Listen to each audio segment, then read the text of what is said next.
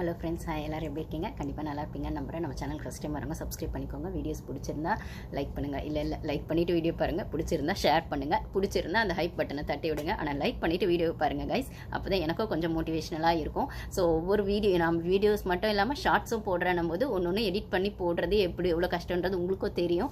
So அப்படி இருக்கிற பட்சத்தில் நம்ம சேனல் ரொம்ப சின்ன சேனல் தான். ஸோ நீங்கள் கொடுக்குற சப்போர்ட் தான் எனக்கு என்கரேஜ்மெண்ட்டாக இருக்கும். அப்படின்னும் போது லைக் போட்டுட்டு வீடியோ பாருங்கள்.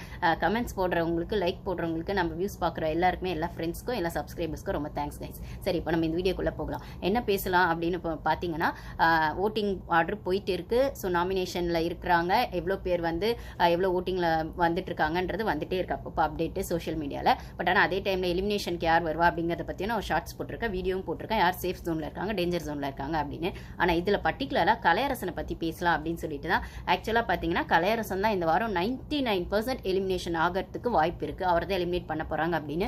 அது ஏன் அப்படின்னு பார்த்தீங்கன்னா, எனக்குமே இது கொஞ்சம், நானுமே ஒரு வீடியோவில் சொல்லியிருப்பேன், மோஸ்ட்லி கான்ட்ரவர்சியில் வந்த கலையரசன் அதுக்கப்புறம் வந்து திவாகர் எலிமினேட் பண்ண, சேனல் எலிமினேட் பண்ண வாய்ப்பு இல்லை. ஏன்னா வந்து அவங்களுக்கான ஏதோ ஒன்று பண்ணுறதுக்காக தான், அட்லீஸ்ட் கான்ட்ரவர்சியை கொடுக்கறதுக்காக தான் டீம் உள்ளே கொண்டு வந்திருப்பாங்க. ஸோ ஒரு வாரமாச்சும் உள்ளே வைப்பாங்க அப்படின்னு சொல்லிட்டு. ஆனால் பார்த்தீங்கன்னா வந்து ஜனங்க சுத்தமாக அவருக்கான ஓட்டிங்கோ சப்போர்ட்டோ கொடுக்கவே இல்லை. ஆனால் அப்படியே ஆப்போசிட்டில் திவாகருக்கு வேறு லெவலில் கொடுத்துருக்காங்க சப்போர்ட்டு. ஏன்னா அவர் ஃபேமிலி ஆடியன்ஸ் கூட ஓரளவுக்கு ஏதோ கனெக்ட் ஆகிட்டார் போல இருக்குது. ஏன்னா எல்லாம் சுற்றி இருக்கு. ஏன்னா அவர் சும்மா இருந்தாலும் சும்மா இருந்திருப்பார் அவர் பாட்டுக்கு. இவங்க எல்லாம் போய் அவர்கிட்ட போய் அவரை உசுப்பேத்தி அவர் கம்முன்னு இருந்துட்டார்.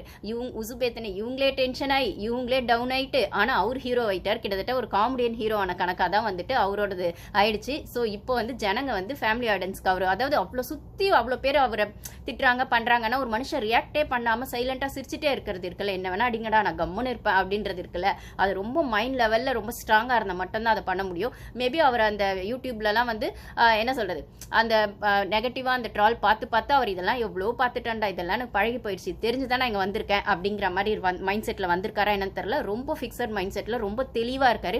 அவர் தெளிவாக அந்த கேம் ஆடுறாருன்னு நான் சொல்ல மாட்டேன். ஆனால் ஜனங்க, இப்படிப்பட்ட ஜனங்க ரியாக்ட் பண்ணும்போது, நம்மளை வந்து ட்ரிகர் பண்ணும்போது நம்ம எப்படி ரியாக்ட் பண்ணோன்றதுல ரொம்ப தெளிவாக இருக்காரு.